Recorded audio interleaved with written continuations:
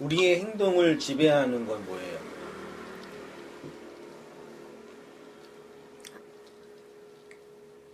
행동을 지배한 이거 기억날 것 같은데 안 나. 그 사람이 착한 행동 몇 가지 한 걸로 칭찬하지 않고 나쁜 행동 몇 가지 한 걸로 칭찬하지 않는 이유는 왜 행동에 의해서 천국과 지옥이 결정되지 않아요?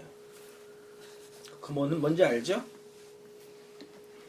그러니까 이 안다라는 게 뭐냐면 내가 정눈자매를 안다는 얘기는 다른 사람한테 정눈자매를 소개해 줄 수 있어야 되고 정눈자매는 이런 자매고 이런 거 좋아하고 이런 성향이고 그래 내가 정눈자매를 아는 거잖아요.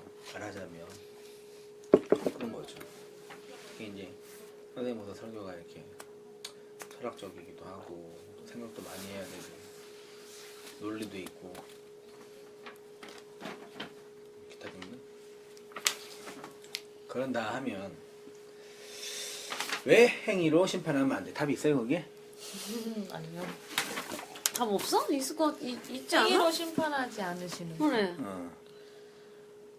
설교를 잘. 그러니까 우리가 실은 이 땅에 태어나서요. 우리의 그러니까 선택, 궁극적으로 우리가 결정해서 이루어지는 건 없잖아요. 그렇기 때문에 반 정도 맞았어. 그렇기 때문에 우리의 인생이지만 뭐라 그래야 돼? 내가 선택하는 것도 아니고 내가 결정할 수 있는 것도 거의 없죠. 궁극적으로 크게 보자면. 그렇기 때문에 우리의 행동 자체도 행위 자체도 실은 그냥 우리가 처한 환경 안에서 뭐라 그러지? 우리의 안에서 내 행동에 대해서 하나님이 책임을 하나님이 심판을 하기 위해서 전제돼야 할 건 뭐냐면 그 행동에 대한 자유의지, 자결적 맞아.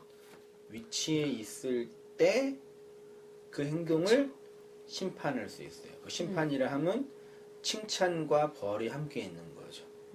그러니까 강아지가 주인을 보면서 막 그 코리하고 막 핥고 그러는 행위 자체는 기쁜 일이지만 그걸 도덕적으로 신앙적으로 칭찬을 주지 못하는 이유는 강아지는 밥 주는 주인에게 꼬리를 들도록 돼 있죠. 프로그래밍 돼 있어요. 자결적 선택의 자유에서 내가 주인을 사랑해야지라고 선택한 게 아니라 그렇게 만들어져 있는 거예요. 그러니까 그 행동이 도덕적인 칭찬은 안 되는 거죠. 그래서 사람들이랑 관계를 맺는 게 더 어려워요. 동물이랑. 그러니까 그만큼 사람들이 이 동물들에게 그런 정서적인 위로를 찾는 거는 그렇게 슬픈 거죠. 이게 어떤 우리 문제죠. 그러니까 하나님이 우리의 행동에 대해 심판하지 않는 이유는 일단 전제할 거는 하나님이 우리의 행동에 대해 심판하지 않는다. 이제 소위 말해 기존 교회, 온땅 교회가 말하는 기존 교회나 보편 기독교 문명은 거의 뭐 불교나 유교나 뭐 이런 거지. 권선징악처럼 심은 대로 거둔다라는 게 자연의 법칙이고 신학의 법칙이라며. 많이 심은 자는 많이 거두고 적게 심은 자는 적게 거두고 성경에 그런 글자가 있다고 해서 그게 그렇게 진리라고 말하면 되냐 얘기지.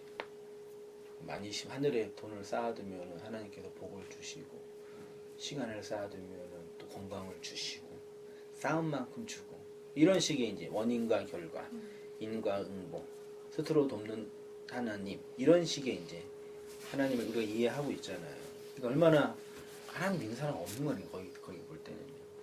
하나님이 누군지도 모르고 어떻게 만들었는지도 이해 못하고 이제 그 행위의 법칙 안에서 이제 갇혀 있는 거죠. 그런 우리 시대적 문명 속에서 그러니까 사실 한국에서 한 설교는 어떤 의미에서 그렇게 어렵지도 않는데 두 가지 측면에서 어려운 게 이제 오늘날 우리의 시대와 정반대 이야기를 하고 있는 측면에서 독특하고 어려운 거고, 또 아무리 고민하고 생각해봐도 내 얘기가 틀린 것 같지는 않아. 아무튼 그래요. 그래서 이제 우리가 의지는 지식의 종속이 되기 때문에 우리의 의지는 나 스스로 내가 선택해서 한 게 아니라 지식이라는 알고 있는 이런 부분에서 예수님을 믿지 않는 이유는 그들이 예수님을 믿지 않기로 선택한 게 아니라 이 세상의 거대한 신이 그들을 이렇게 사로잡고 있기 때문에 예수님을 못 믿는 거죠. 지적인 것도 우리가 말씀을 들으면서 잘 들어야 되는데 잘 듣는 것을 넘어서 잘 들려야 돼요. 내가 잘 알기 위해서는 인식을, 지식을 받아들이고 있는 내가 있어야 되고 그 지식이 안에 들어와야 되거든요. 그러니까 이게 주관적인 게 객관적으로 들어와야죠. 그러니까 말씀이 나한테 들려야 돼요. 그러니까 아까 나왔던 것처럼 그 지체의 자매들은 밖에서는 열심히 전했는데 그게 마음에 안 들리는 거죠. 들리지 않은 거죠. 그런 의미에서. 그래서 이제 그 의지는 지식의 종속이 된다. 그래서 하나님은 우리를 뭘로 심판하지 않아요? 행위로 심판하지 않으신다. 그 얘기를 한 거죠.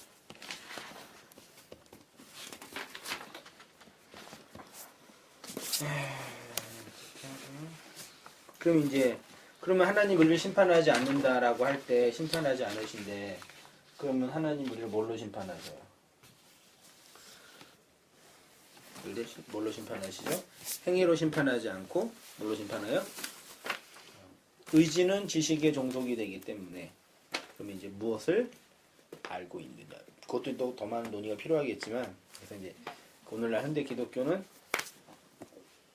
지적인 목마름을 사람들 지적인 목마름이 없으면 교회 다니는데 지적인 목마름이 없으면 뭘로 교회 다녀요?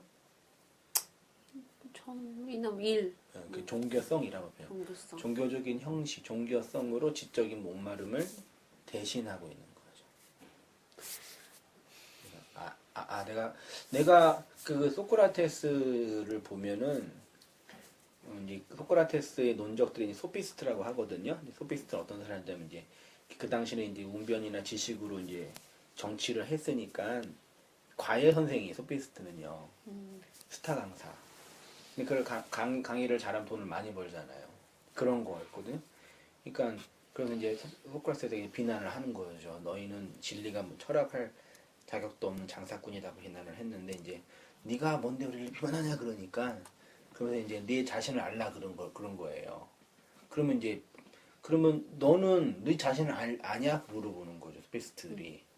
소크라테스가 나랑 너네들의 차이점은 뭐냐면 니네들은 니네가 모르는 것을 모르고 있는데 나는 내가 모른다는 걸 알고 있다. 나는 내가 무지한다는 걸 알고 있다. 무지를 아는 지식. 되게 중요한 지식이에요. 나는 내가 모르구나. 그걸 알아요. 그러니까 알에 대한 열망이 생기는 거죠. 내가 모르니까 내가 모르네. 그러니까 알아야 되겠네. 배워야 되겠네. 근데 소피스트는 지네가 안다고 하는 거예요. 완전히 유대인들이 똑같은 거예요. 기독교를 재해석하면 내가 죄인이라는 걸 알아야지 은혜가 필요한 거죠. 근데 세상 사람들은 죄인인데 죄인인 걸 모르는 거예요. 그러니까 그렇게 죄인으로 사는 거예요. 그러면 행위로 심판하지 않는다고 했잖아요. 그러면은 하나님을 아는 지식이 없는 것 자체가 심판을 받는. 그렇죠. 것이죠. 왜냐하면 여기 나오는 것처럼 이 세상 신이 믿지 않는 자들의 마음을 이렇게 가리고 있으니까. 그렇죠. 그게 하나의 심판이죠. 심판이 근데 없어진다는 얘기는 내가 모르는구나. 모르는 걸 안다는 건 지식이 들어온 거죠. 그 가장 중요한 지식이에요. 모든 지식의 그런 의미죠. 나한테는 지식이 내가 모르네. 근데 다른 분들은 모르는 거 내가 모르다는 걸 모르지. 그러니까 그러고 사는 거죠. 종교 형식으로 인간관계로 그런 거죠. 그러니까 지적인 목마름과 배움에 대한 목마름을 종교 행위로 바꿔버리는 거죠. 알 필요 없어. 너무 많이 알면 머리가 병신데 그런 거는 교수나 하는 거 이렇게 이제 그리고 이제 다른 뭐 기계적인 교회 봉사나 인간관계로 교회 다니게 하죠. 배나 지옥 도시면 안 되는 거죠. 교회로 옮기는 이유가 뭐지 그러면? 사람들이랑 상처받아서 옮긴 사람 되게 많잖아요. 아 그런 거. 그럼 또 상처 받을 텐데. 그렇지만 여기보단 나을 거라고 생각하고 가는 거죠. 그렇죠. 그렇지만 또 거기서 그렇지만은 똑같은 걸 기대할 거 아니에요. 아마 더 적응하기 힘들지 않을까 그렇게 나가버리면. 못해요 또 더. 우리 다른 지체들 보니까 어려워요. 아는 사람들 보니까. 그러니까 어떤 지적인 목마름 때문에 이렇게 찾는 분들은 그 가치가 있으니까 그걸로 이제 다닐 수는 있는데 그게 없으면 다 인간들이 모여 있는 집단이니까 마찬가지죠. 특별히 내가 마음에 드는 설교자나 교회 어떤 조직이 있으면 몰라도 그게 있어도 또 시간 지나면 또 아니 내가 너무 사랑해가지고 내 인생 바쳐서 결혼한 사람도 기분 나쁘면 이혼하는 게 세상인데 내 낳아준 엄마 아빠도 기분 나빠가지고 막 싸우고 뭐 연 끊는다고 하는 게 인간인데 그 교회 그 목사랑 무슨 관계가 있다고 설교 들으면서 뭐 친하게 지낼 수 있어요. 좀 안타까운 거죠. 그렇습니다. 그래서 이제 그러면 이제 나라는 존재가 그러니까 행위로부터 이제 내가 구원을 저기 받은 거니까 막 살아도 되는 거죠. 그렇죠. 왜냐하면 나의 행위, 개별적인 행동으로 하나님 심판하지 않으니까. 누구를 죽여도 나쁜 짓을 많이 해도 그렇게 그 행위로 심판하지 않아. 그러면 이제 막 살아도 되겠네요. 그럼 내가 도덕적이지 않아도 되겠네요. 그런 반론이 나오는 거죠. 그래야지 복음인 거죠. 다른 차원의 어떤 가치가. 그러니까 오늘날 우리 한국 사람들을 지배하고 있는 게 보세요. 얘기를 들은 것처럼 그 영화 있어요. 더 퍼지라는 영화가 있어요. 봤어요? 보고 싶었는데 못 봤어요. 그럼 더 퍼지? 공포 영화는 더 퍼지. 공포 영화는 보지 마요. 그 2까지 나왔잖아요. 2도 있어요? 그러니까 24시간 동안 더 잔인하다던데. 살인을 허락하는 거예요. 진짜 장난 아니래요. 사람 죽여도 문제 삼지 않습니다. 자, 지금부터 시작. 난리 나는 거예요. 칼도 찌르고 막. 인간의 그 악마성을 이제 보여주는 되게 철학적인 얘기예요, 사실은. 근데 그 잔혹성 때문에 이제 나 그런 거 싫어하는데 만약 우리나라 마찬가지죠. 자, 지금부터 사람 죽여 상관없습니다. 약탈 시작. 엄청나겠지 진짜. 그러면 이제 그게 무정부 상태잖아요. 불나고 돈 뺏고 사람 죽이고. 이미 뭐 그러니까 이제 지금 우리 한국 사회 그러니까 인간을 지배하고 있는 힘이 뭔지 보세요. 이렇게 사람을 죽이면 내가 이걸 죽인 것에 대한 대가를 받으니까 그게 무서워서 안 하는 거지. 그죠? 혹은 양심에 찔리니까. 양심도 중요한 어떤 방식이에요. 내 스스로가 힘드니까. 이 복음 진리는 그런 요소를 폭로하는 거죠. 그래서 다른 차원의 삶의 형식이 움직여지는 거죠. 말씀에 의해서. 그런 내용은 이해되죠? 네. 그렇게 해서. 그러면 이제 우리의 행동, 율법에서 자유를 받는 거죠. 자유하죠. 단지 신진대사의 문제고, 호르몬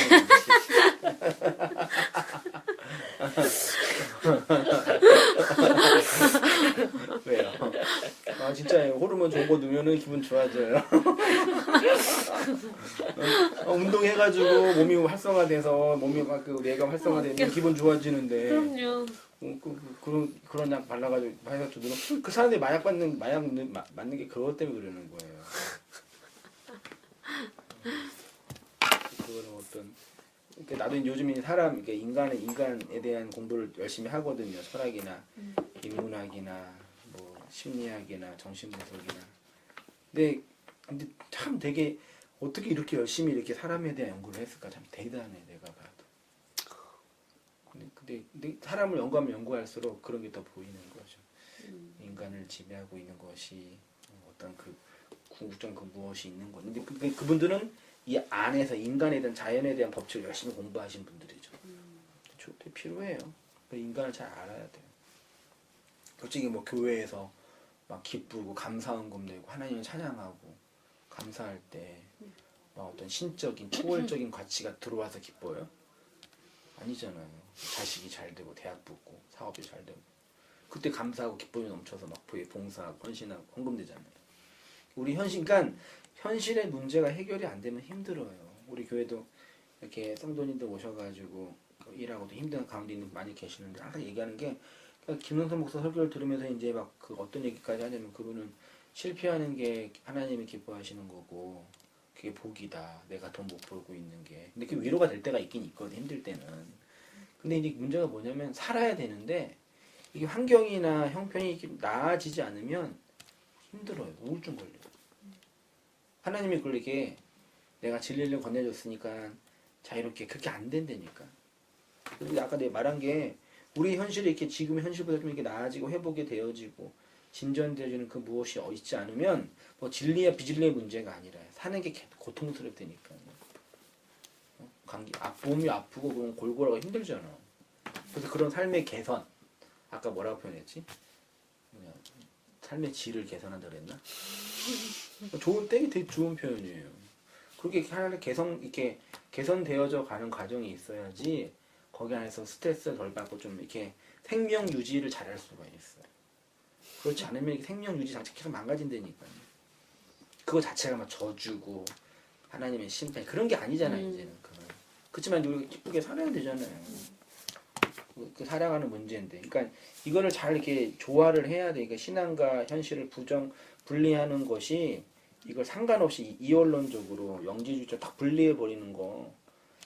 이 땅에 있는 것들은 뭐 상관이 없다. 우리는 하늘만 추구해야 된다. 이런 식으로 말하는 분들이 있거든요. 근데 그러면 이제 되게 뭐죠? 공허해지고 힘들어져요.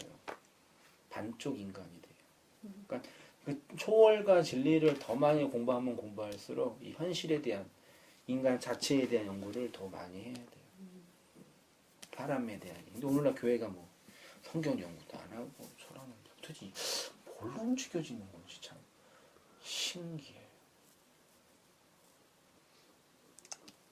그래서 나이 먹고 살면 이렇게 삶에 대한 현실. 살려면 이제 건강도 해야 되고 또 재정도 있어야 되고 직업도 있어야 되고 현실의 문제를 풀어내야지. 그래요.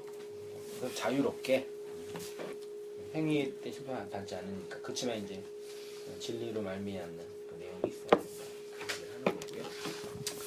아시겠죠? 난 이렇게 말씀 듣고 이렇게 생각을 해요. 묵상도 하고 고민도 하고 기도도 하고 말씀만 듣고 와가지고 어느 선까지는. 근데 저번 주는 유독 되게 졸리던데. 저번 주는 유독 설교가 되게 좋았어요. 지는 설교? 설교 얘기하는 거야? 이 사람이 내가 그 주일날 딱 온 순간부터 되게 졸리더라고요. 그랬어? 어두움의 기운이 이제 벌써 어두움의 기운. 가둔 거죠 이렇게. 지난주 설교가 설교 되게 좋았어. 유독 좋았어요. 그래요. 아니 뭐 그런 건 아니고 내 개인적으로 설교 이렇게 뭔가 목사님이 이제 그 좀 철학이랑 그런 좀 막 인문학이나 이런 심리학을 하시니까 이 설교가 뭐라고 해야지? 굉장히 더 뭐라고 해야 되나? 더 철학적이라고 하긴 힘든데 뭔가 좀 더 깊어졌다 그래야 되나? 좀 달라졌어요? 달라요? 예전에 비하면 완전 달라졌죠. 예전에 비하면? 네. 그래요? 훨씬 그러니까 뭐 용어들도 그렇지만 용어들도 그렇고 뭔가 좀 더 좀 예전이랑은 좀 다른 것 같아요. 옛날에는 좀 뭐죠? 비판적인, 비평적인, 공격적인 용어들을 많이 지금도 없는 건 아닌데, 그러니까 좀 더 이렇게 뭐죠? 그러니까 계속 고민하는 게 그거예요. 초월이라는 가치가 둥그런 잡는 거니까 우리 현실에 관한 이야기를 풀어내는 게 제일 어려워요. 성경 통해서 그걸 풀어내는 거지.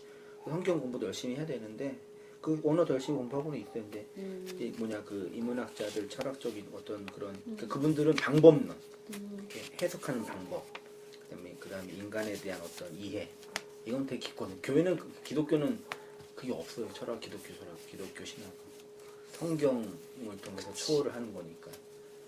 그러니까 그 성경에 우리 마음 우리 역사와 마음에 대한 얘기 풀어내야 되니까요. 내가 더 인간에 대한 이해가 깊어지고 또 고민하는 거죠. 하고 있어요. 그렇구나.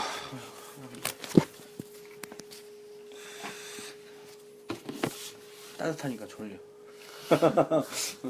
자, 다음 주에 우리 집에 가서 할까 봐. 거기 추워요?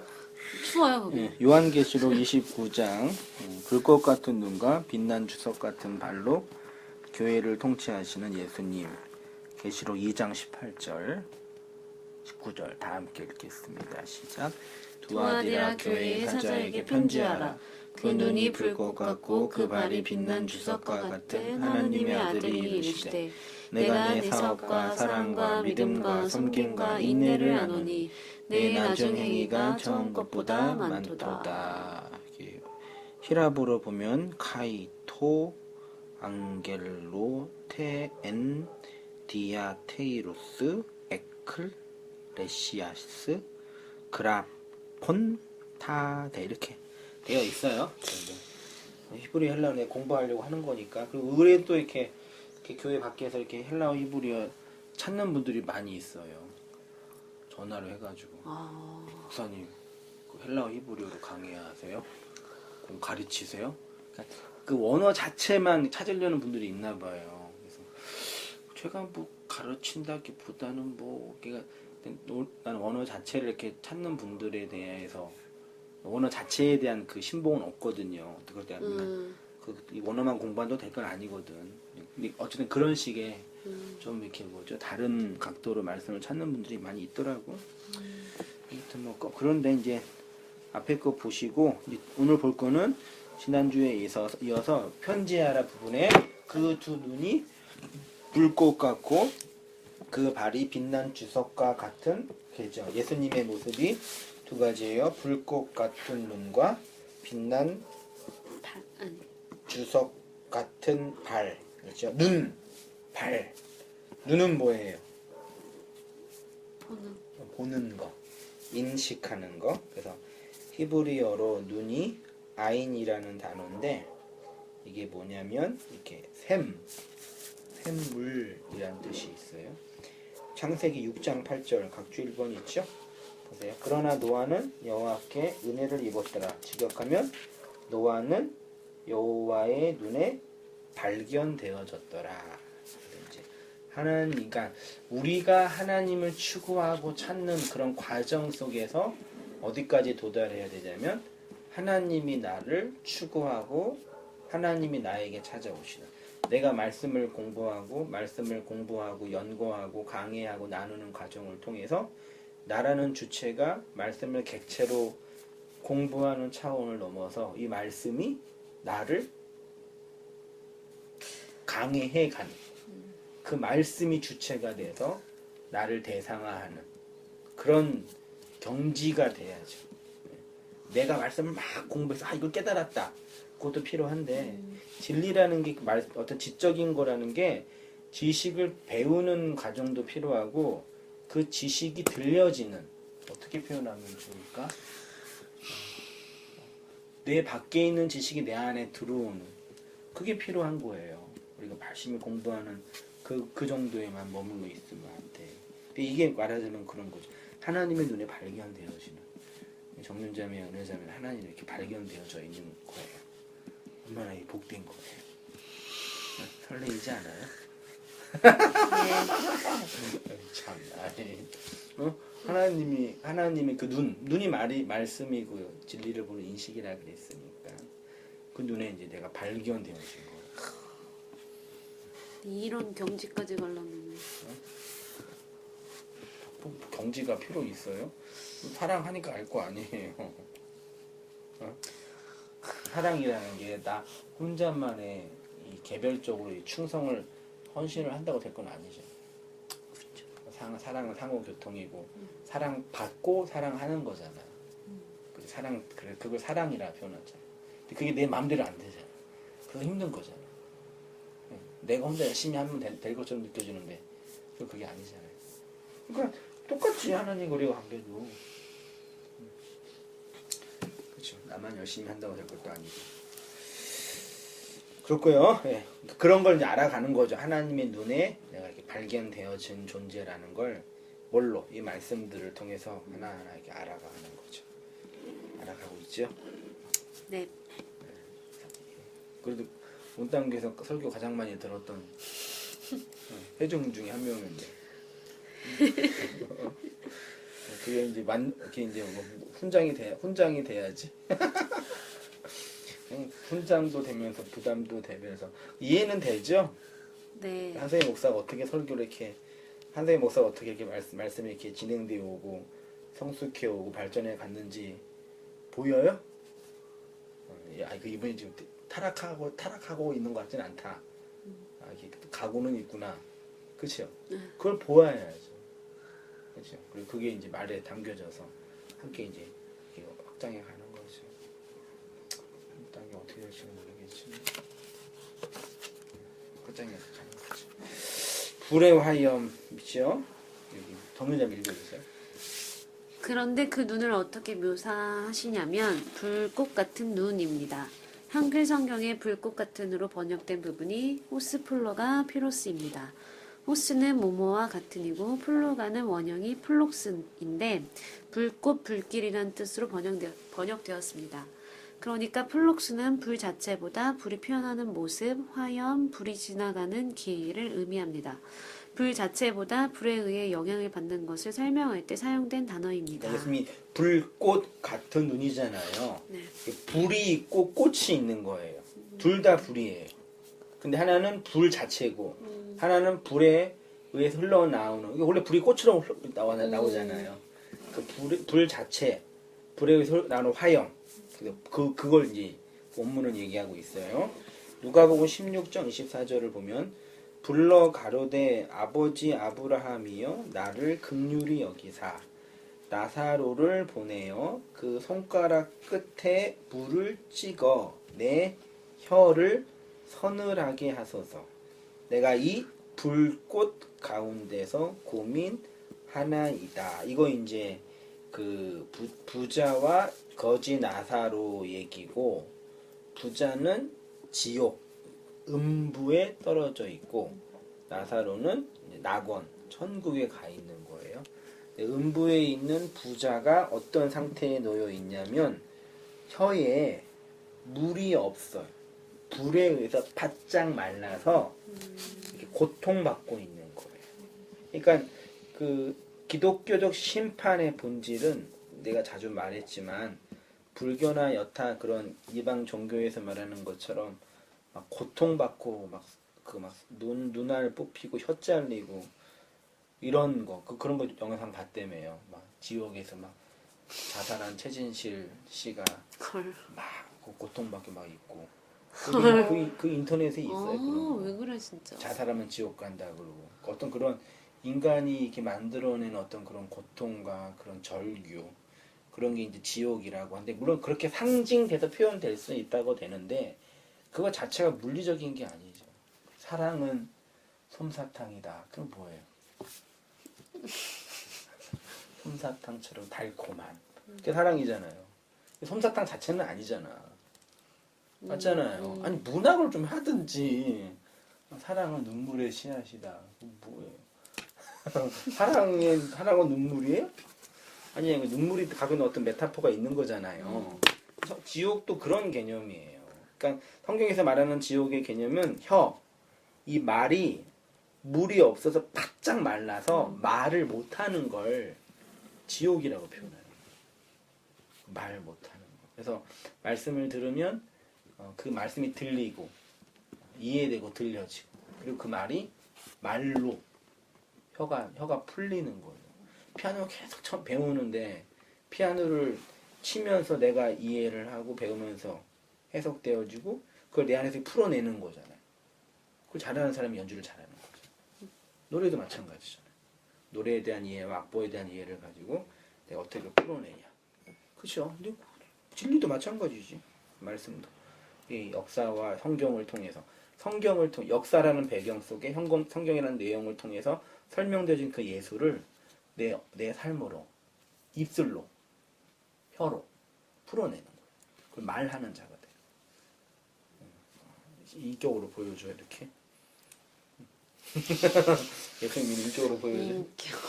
어떻게 보여줘? 이렇게 말을 해줘. 말을 잘 해줘야 돼. 그러니까 말이 필요한 사람들한테 아무한테나 막 하는 게 아니라 내가 이제 말했잖아요. 말을 하니까 한 2알은 되나? 3알은 되나? 성공률이? 말하니까 어디선가 호주에서도 내 말 듣고 나는 그냥 말을 했는데 누구는 그 말이 이제 그 말로 들려서 복음이 되는 거고. 그래서 이제 그 말이 혀가 바짝 말라서 말 못하는 그 상태, 불의 화염 속에서 고통받는 그 상태가 지옥이라는 얘기죠. 불 하나님의 현현과 희생제사, 피로스의 원형은 피르인데 불 자체를 의미하는 것으로 신구약 성경에서 아주 중요한 의미로 사용이 된 단어입니다. 피르가 구약 성경으로 가면 애쉬라는 단어로 사용이 되었어요. 애쉬는 구약 성경에서 375회 정도 사용이 되었는데 언제 이제 애쉬라는 단어가 사용이 됐냐면 두 가지요. 하나님의 현현과 임재가 나타날 때 뭐가 나요? 불 나요. 하나님의 임재, 현현. 그러니까 불 나는 걸 보면서 하나님이 계시다. 그러니까 불이 하나님의 존재를 메타포하는 거죠. 불 자체는 하나님이 아닌데 상징이죠. 그러니까 성경의 용어는 다 상징이라 그러면 좀 부담스러운 부분이 있긴 있지만 상징이에요.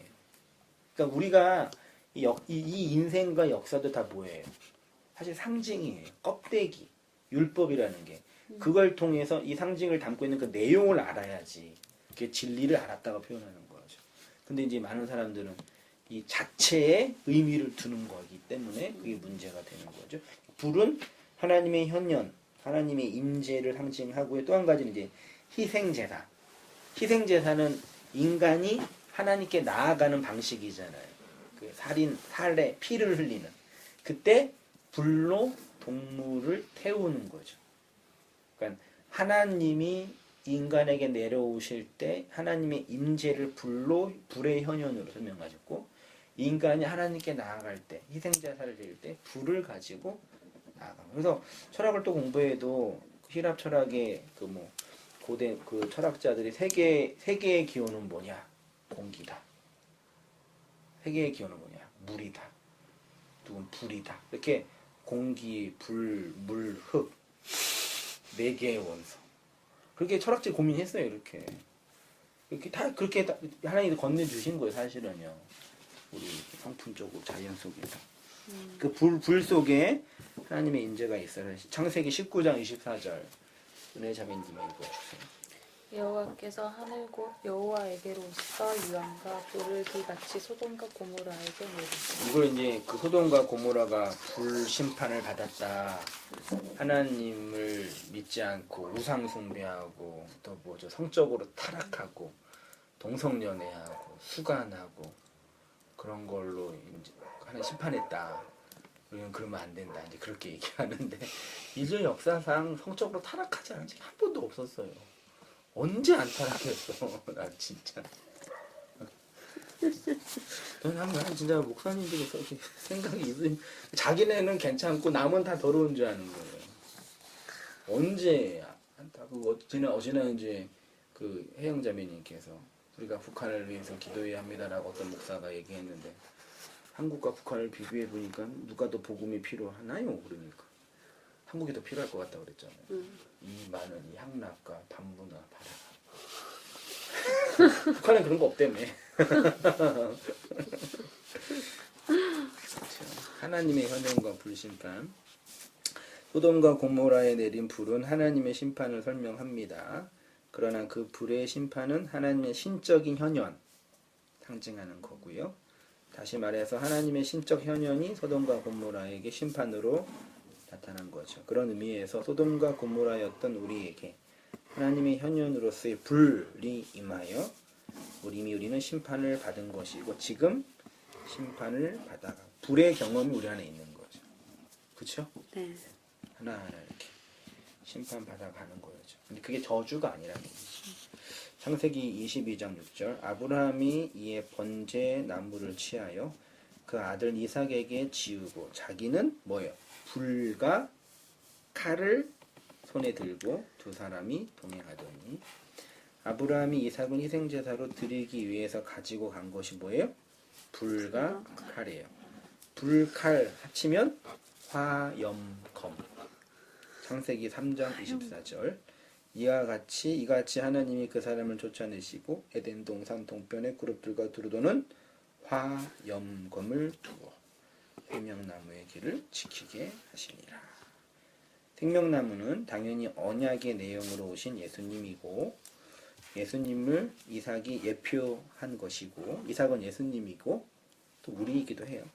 그 이삭이 하나님에 의해 인간에게 희생 제물로 바쳐질 때 불로 드려지는 거죠. 드려진 건 아니지만 그러니까 하나님의 심판은 예수님과 무관할 수가 없지요.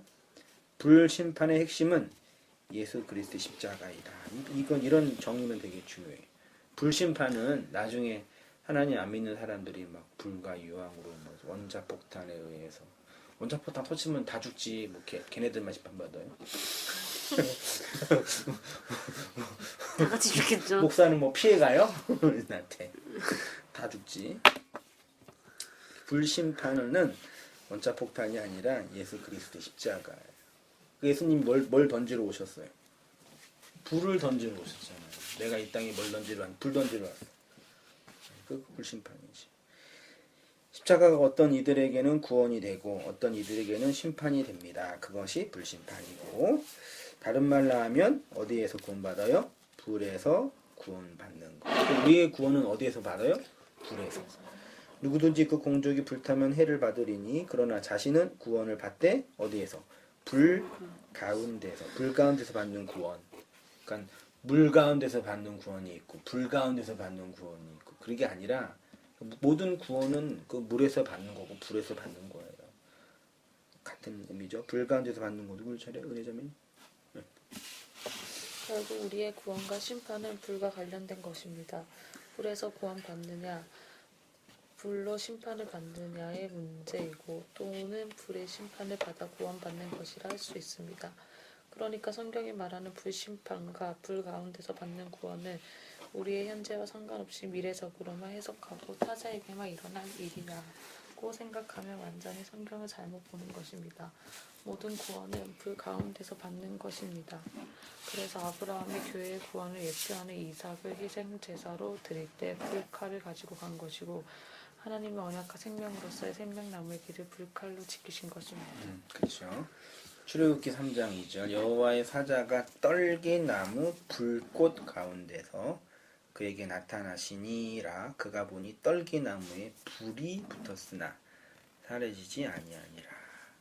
떨기나무에 핀 불은 하나님의 자기 계시의 한 형상이고 임재입니다. 이러한 불의 경험은 곧 말씀하시는 하나님에 대한 경험, 불에 대한 단어 보세요. 너희가 가까이 나와서 산이에요. 율법의 산, 신의 산 아래에 서니 그 산에 불이 불어 화염이 얼마나 무서웠겠어요. 근데 지옥이 불이 확 나고 이만한 조그만 산인데 불 나면 날릴 텐데 그 진짜 불이 확 나가지고 얼마나 쫄았겠어요. 유암과 구름이 흑암이 덮었는데 여호와께서 화염 중에서 너희에게 말씀하시되 음성뿐이로되 너희가 그 말소리를 듣고 항상 형상은 보지 못하였느니라. 여호와께서 호렙산 화염 중에서 너희에게 말씀하시던 날에 너희가 아무 형상도 보지 못하였은즉 너희는 깊이 삼가라. 내 하나님 여호와는 소멸하시는 한 불이시요 질투하는 하나님이시라. 어떤 국민이 불 가운데서 말씀하시는 하나님의 음성을 너처럼 듣고 생존하였느냐.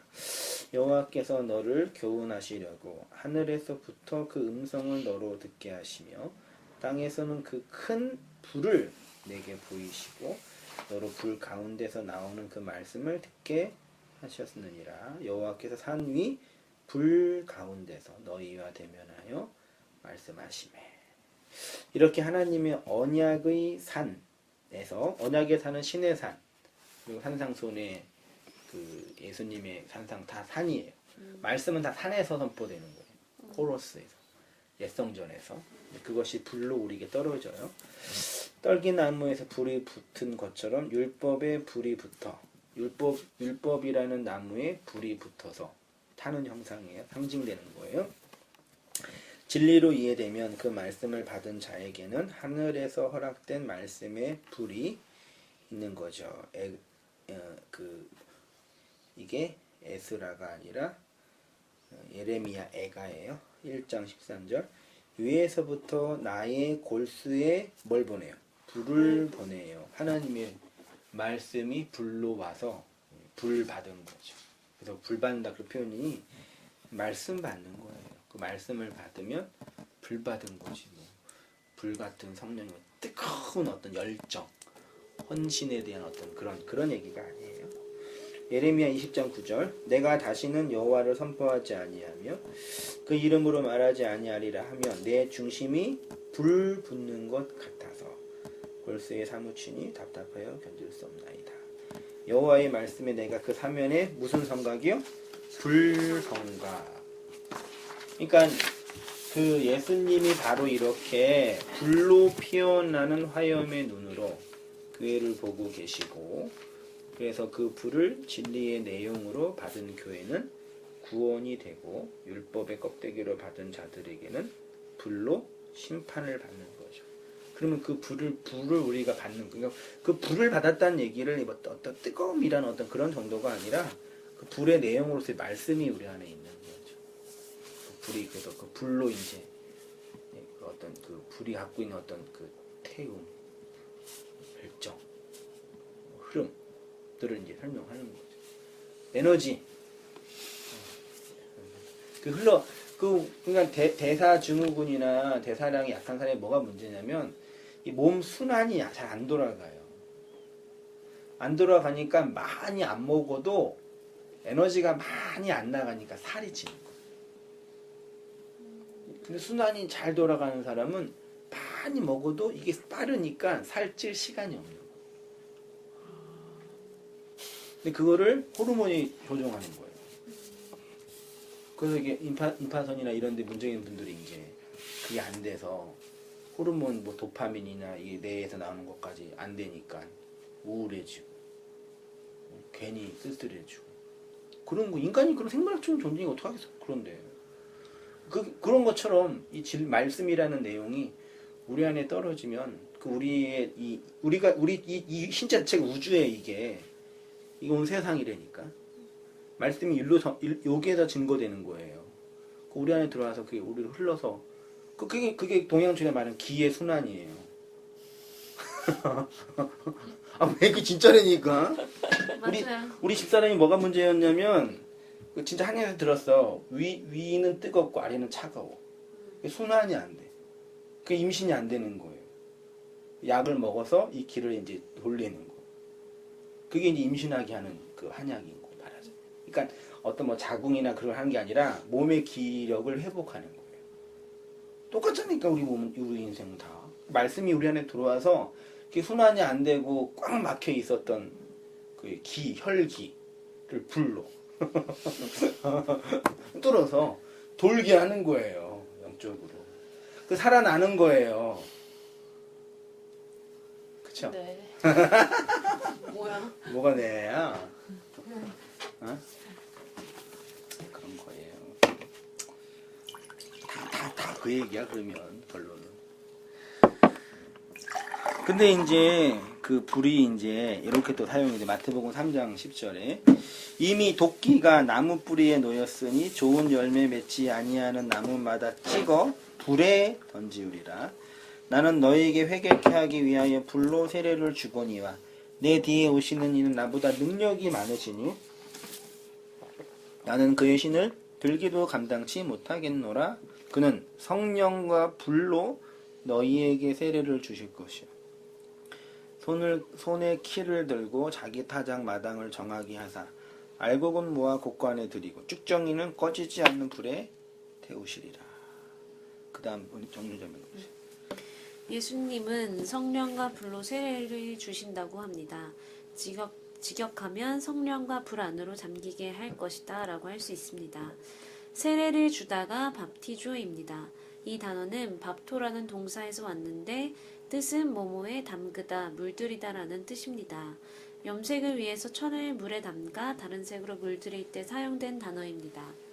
그러니까 성령과 불 안으로 잠기게 한다는 것은 결국 무엇이겠습니까? 우리를 불같은 성령으로 물들이게 하신다는 것입니다.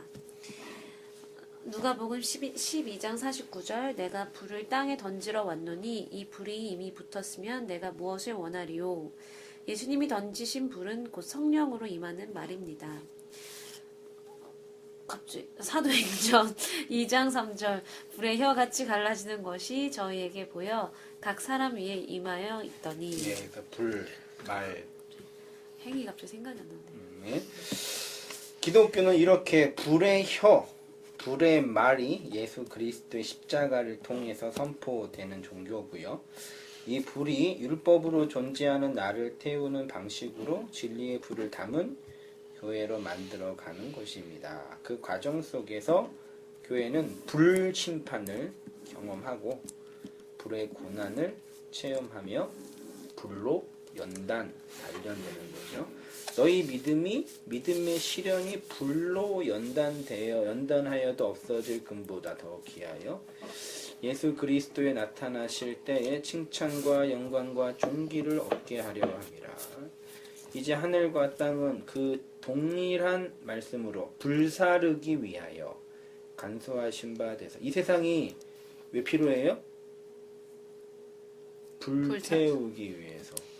왜? 불태운다는 얘기는 불로 태워서 그걸로 뭐 하나 얻어내겠다는 얘기예요. 불태워서 없앤다는 얘기가 아니라. 불교에서 그 고승들이 불에 타면 뭐가 나온다고 그러죠? 사리가 나온다. 그게 뭔지는 난 잘 모르는데 그 참선을미나 그거 많이 하면 몸에 뭐가 이렇게 된다며요. 불에 안 타는 거.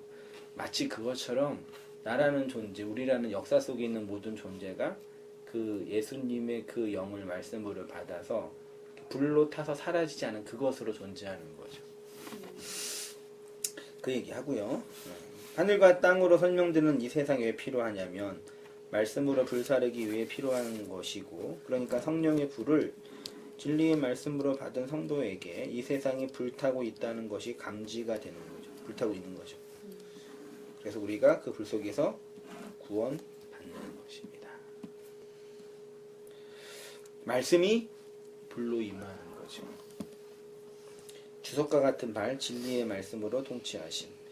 예수님은 주석과 같은 발을 가지고 계십니다. 예수님의 눈은 불이 피어나는 눈으로 이 세상의 말씀의 불을 던지는 진리의 선포자, 진리의 심판자라고 한다면 주석과 같은 발은 진리의 말씀으로 이 세상을 뭐하고 통치하고 다스리는 예수님이에요. 홀이 유다를 떠나지 아니하며 치리자의 지팡이가 그 발 사이에서 통치. 신명기 11장 24절. 너희의 발바닥으로 밟는 곳은 다 너희의 소유가 되리니. 그러니까 하나님께서 이스라엘 백성에게 발로 밟는 곳을 다 준다고 그랬잖아요. 그러니까 땅 밟기 기도가 이런 거 이제 이게 상징하는 건데, 그러니까 그 진리가 증거된다. 복음을 전하는 자의 발을 통해서 복음이 선포되는 것이니까 그런 얘기를 하는 거예요.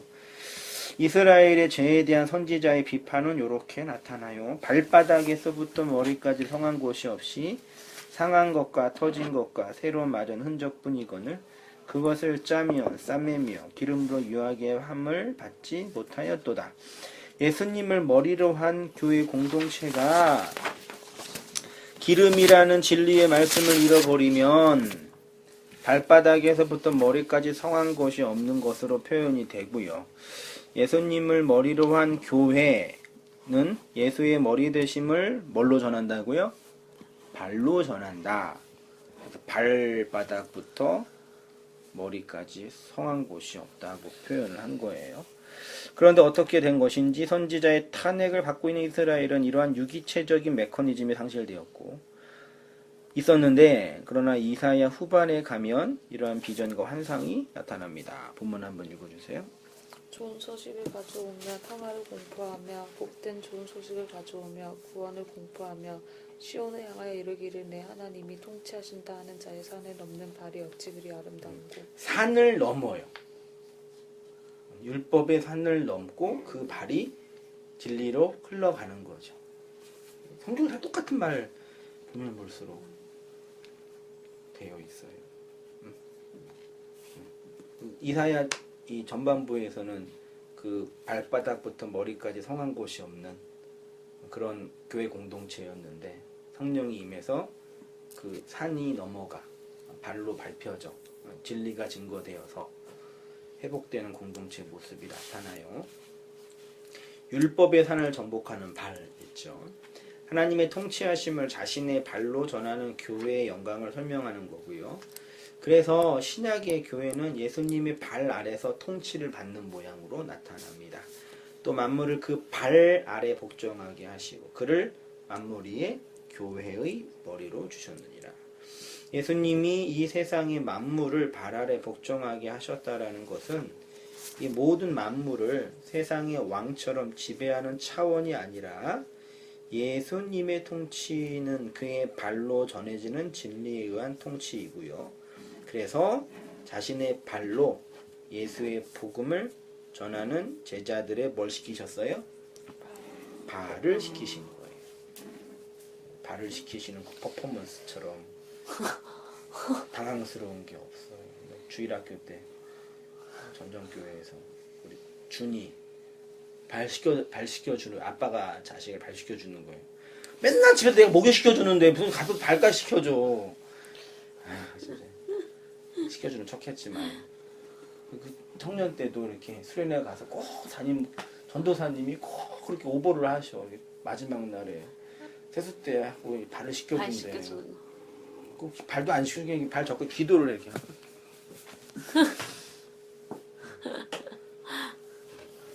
전부 수련회 때 그때 했었잖아. 누가 시켜줬어요? 그때 김종 목사님이랑 장로님들. 네 누구 시켜줘요? 전교회 우리 수련회니까 정교인 집사님들 다 발 다. 시켜주고 철로였죠 해가지고. 좋은 퍼포먼스예요. 기억 남잖아. 나네요 지금 얘기하니까. 그러니까 되게 추억이 되잖아요. 근데 그 의미는 원래 그게 아니라 발을 시켜준다는 얘기는 윗사람이 아랫사람을 섬긴다. 그런 의미는 돼요. 근데 그런 의미가 내가 윗사람이지만 가장 더러운 네 발에 닦아준다. 나 착한 사람이야. 나는 섬겨줄 수 있어. 그런 말도 안 되는 의식이 아니라 윗사람이 아랫사람을 섬겨준다는 얘기는 어린이를 아랫사람에게 그 말을 흘려주고 나눠주고 가르쳐주는 거예요. 내가 이렇게 발을 시켜주고 있잖아요. 두 자매님의 발을. 기분 별로 안 좋아요? 좋아요. 진짜 발 대면 안 돼. 이 말씀을 전하는 게 발을 시켜주는 거예요. 그 예수님께서 발 시켜준다고 하는 거예요, 제자들. 그래서 다 하고 난 다음에 너희도 이같이 선생이 되어서 발을 시켜주라고 한 거예요. 근데 그거를 그냥 고지고대로, 왜 성경을 고지고대로, 그럼 고지고대로 다 해라 그래 제발. 어? 오른팔이 범죄하면 잘러, 칼 들고. 왜 안 잘러? 어? 욕하면 혀 자르고. 눈 뽑아. 더러운 거 보면 눈 뽑고. 그건 왜 안 해? 수련회 가서 하지? 그건 왜 안 해? 아유 진짜. 이거는 하면서 내가 그동안 발을 서로 번져대서 하나 잘라주세요. 도대체 어디가 성한 데가 있는지는 모르겠어요. 말씀은 진리를 건네주는 게 발을 시켜주는 거예요. 그래서 그 일을 신약에 와서는 누가요? 장로와 집사가 하는 거죠. 그렇게 해서 복음이 증거되고 있잖아요. 은혜자매도 말씀 열심히 잘 배워서 그 말이 불로 물로 있어가지고 선생이 돼서 발을 씻겨줘. 발을 씻겨. 이렇게 진리 다 건네줘야지. 언제쯤에 될까? 분리 개척시켜야죠. 일단 정릉 지역. 헐.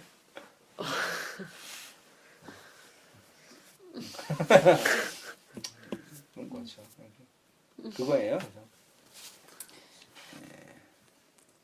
그래서 두껍게 다 했네. 진리의 말씀을 건네주는 거. 그래서 주와 선생이 발을 씻겨주는 거. 윗사람이 아랫사람. 그러니까 윗사람이 하는 거는 건네주는 거죠. 내리사람 말씀으로 건네주는 거. 그게 그 복음을 전하는 자의 발. 마지막 그 하나까지 이제 복음이 증거돼서 이제 그걸로 알아서 나도 이제 그 발이 없는 사람한테 가르침으로 실현을 시켜주는 삶이 된다. 그게 이제 그래서 예수님이 그 주석 같은 발로 교회를 통치하고 계시는 거죠. 우리에게 진리를 건네주고 계시니까.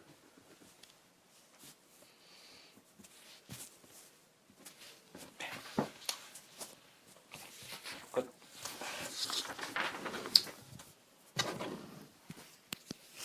왜요? 이거 뭐 빛난 부석과 같은 거는 뭐예요? 보석이죠? 빛난 주석 소리. 주석? 와서 하니까 집주인은 더 공부 열심히 하죠. 굉장히 오늘 굉장히 표정이 다르네요. 내가 임상 실험 다 해본 거야. 이렇게 설교자가 발 씻어주러 가면은 잘 열심히 들어 집주인. 표정이 완전 그래? 오늘 너가 지금까지 보일 수 없는 표정이야. 복음을 전하는 평안의 이 발을 가지고 이게 선지자니까 집에 사니까 편하긴 편하네요. 다음 주 우리 집에서 해야겠다. 그래 언니 집을 갈게. 이런 식으로 신방을 하시는구나. 한 사람씩. 오시면 제가 스파게티 해드릴게요. 그래 시간 잘 지켜줘요. 저 좀 집에 있을 거니까. 그렇구나. 목요일날 집에 있으니까. 그러다도 갑자기 저녁에 요가하러 간다고 9시 오겠다고 오늘 같은 날 그러지 말고. 아니 다음 주에 집주인은 좀 책임감이 있어. 그럼 집주인은 괜찮지. 뭐 내가 집에 없으면 못 들어올 거 아니야 아무도. 한 줄 소감. 근데 이게 이제 그쵸. 발을 다 씻겨줘야 되는데 선생같이 돼서. 지난주에 뭐 얘기하다가 갑자기 그때 생각이 들었던 이제 지금 이제 저희가 온당교에서 지금 한 3년 있었잖아요. 근데 뭐 저의 바람이라면 작은 바람은 내가 70세가 될 때까지 목사님 밑에서 이렇게 공부하고 나 70세 되면은 나 은퇴해야 82 돼. 70세 은퇴 우리 교단은. 그래요? 무조건 해야 돼요? 우리 교단은 그러지. 뭐 원로 목사님 이런 거 하면 원로 목사 되잖아요. 돼도 할 수 있겠다. 응. 그러면은 뭐 계속 그렇게 그냥 그게 소박한 그런 꿈이라고 하면 꿈이거든요. 소박한 꿈 말고 이제 되게 좀 좋은 욕심 있는 꿈은 좀 꿔봐요. 그것도 소박한 거 말고 좀. 아니 근데 그것도 솔직히 말하면 되게 소박하지 않는 게 정말 그 목사님이 일단 건강히 80세까지 건강하셔야 돼요. 그때까지 말씀 변치 않고 더 말씀의 그런 깊이가 일단 깊어지시겠죠. 그럼 저는 그냥 그 밑에서 열심히 배우고 공부하는 거. 그러니까 진리를 전하는 설교자 아래 있는 이런 것이 진리는 아니에요. 그렇죠. 상관이 없어요. 그래서 이제 그런 생각을 갖고 있었는데 이제 오늘 보니까 이렇게 발을 씻긴다는 것 자체도 그 예수님이 그렇게 하셨던 것 자체가 그러니까 너네도 이렇게 너희들 다른 이것처럼. 사람에게 발을 씻겨줘라 이런 의미였으니까 나도 그렇다면 물론 70세까지 밑에서 공부하고 정말 온당교회 영원했으면 좋겠지. 그 안에서 정말 그냥 이렇게 지금은 자꾸 이제 발을 이렇게 씻겨주시고 계신데 이렇게 그냥 그렇게만 있는 거는 너무 좀 뭐라 그래야 되나 너무 소극적이지 않았는가 그쵸. 예. 이런 생각이 또 들었어요. 최소한이죠. 예, 너무 최소한만 하지 않나 이런 생각도 그쵸. 들어가지고. 채소도 되게 중요해요. 최후의 보루. 지금 그죠. 마지막 그 그거- 마지노선도 있어요. 네, 그- 거기서 올라오면 되는 일단 거지. 그 마지막 노선은 저는 있으니까 그렇죠. 이제 거기서 이걸 이제 말씀 배우니까 아 그렇구나. 누군가 또 그렇죠. 저도 발을 누군가 시켜줄 수 있으면 시켜주는 사람이 돼야겠구나. 너무 소극적으로 그냥 공부하는 거에 의의만 두지 말고 그런 생각이 들었어요. 그래요. 잘했어요. 아시죠? 네.